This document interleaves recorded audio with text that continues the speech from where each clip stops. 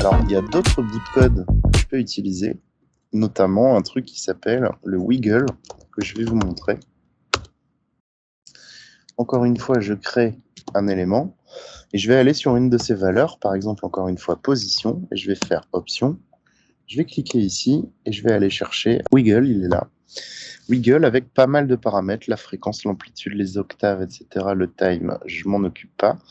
Je sais que j'ai juste besoin de mettre deux valeurs, c'est-à-dire une valeur de fréquence que je vais mettre à 2 et je vais séparer avec une virgule et je vais mettre une valeur d'amplitude 100. Ce que je suis en train de dire à l'ordinateur, c'est de faire un mouvement aléatoire en position d'une valeur de 100, c'est-à-dire que par rapport à la position actuelle de mon élément, ça pourrait varier de cette position moins 100 ou cette position plus 100. Et sur une fréquence de 2, vous allez voir que ça va me générer une anime comme ceci, aléatoire. Le wiggle, c'est très utilisé en fait en motion, on ne se rend pas compte. Par contre, je peux changer beaucoup de choses. Si maintenant je mets 500 d'amplitude,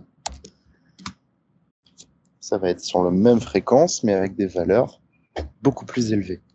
Si je change également ici en mettant 0.2, ça va être très lent. Et si je change en mettant une valeur très élevée, ça va me donner quelque chose comme ça. Alors, je reprends une valeur de wiggle assez correcte, comme ça. Je vais faire une nouvelle forme. Je vais changer sa couleur. Tac. Et il y a un truc qu'on peut faire et que j'utilise pas souvent, c'est qu'ici, dans position, on a donc largeur et hauteur. Je peux faire un clic droit et séparer les dimensions, c'est-à-dire avoir une position sur X, une position sur Y. Ce qui veut dire que je peux désolidariser les éléments et lui dire, par exemple, en position, de rester calé sur l'élément de position d'ici. Ça veut dire que quel que soit l'anime que je vais faire sur cet élément-là va le suivre, mais uniquement sur sa coordonnée en X, pas en hauteur. Et donc là, ça marche. Voilà, Y. Je vais lui faire suivre la position en Y. Il est beaucoup plus bas. Donc je peux très bien lui dire de suivre la position en Y. Mais comme il dépasse, de lui mettre moins 500 par exemple.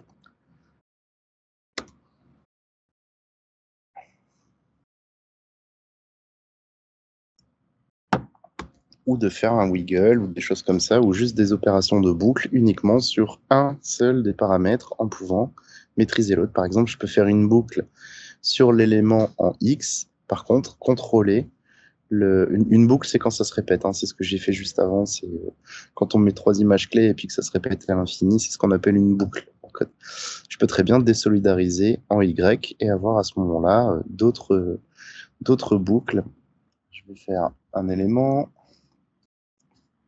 Donc là, j'ai fait un module qui va reprendre globalement toute la taille ici.